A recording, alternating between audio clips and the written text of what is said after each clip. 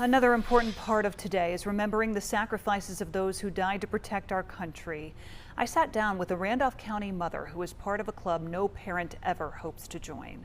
Her son, Jacob Levy, would have turned 35 this year, but in December of 2011, the Marine took a bullet in Afghanistan for our freedom. Now his mother carries the solemn title of a Gold Star mom. Jacob was born September the 5th, 1990. Very energetic, kept to himself, and he just grew up to be not only a great son, but a great big brother. Jacob Levy is an American hero. I have his first dog tag from when he was in boot camp. Between room 109 and room 110, you'll find his photo decorating the walls of the halls of his Randolph County High School. It was me and him for so long, just 7 years, me and him. The pictures on these pages tell the story of his life that was cut short far too soon. As I tell people, he'll forever be 21. He would be turning 35 this year, and that's hard to believe. At just 11 years old, he knew he wanted to be a Marine.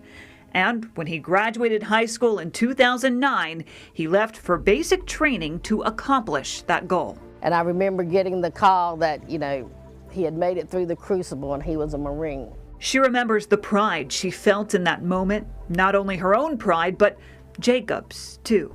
I could see the pride on his face that he had done something and accomplished something that a lot of people couldn't do. She remembers vividly his return home on a day meant just for her. He came home Mother's Day 2011.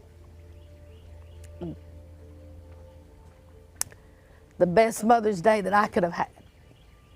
And of course, it's changed every Mother's Day since. He left again that October.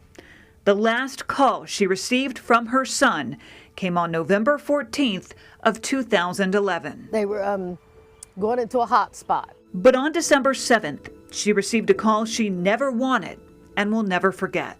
Jacob had sustained a gunshot wound to the head and was in surgery. She got on a flight to Germany to see her 21-year-old son one last time. That's a sight that I wish on nobody, to walk down a hospital hallway and see individuals with half their bodies gone.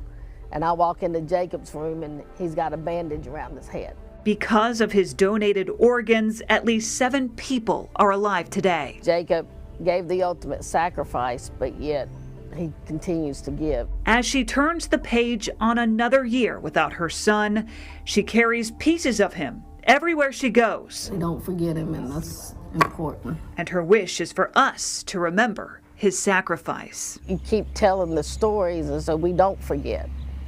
Because freedom's not free. This Memorial Day, we remember. Just take a moment and think about the families that have an empty seat at the table. Empty seats like Jacob Levy's. My Memorial Day is every day. Forever young, forever a hero, forever remembered. As long as someone is saying his name and other fallen service members, they will not be forgotten and they will never die.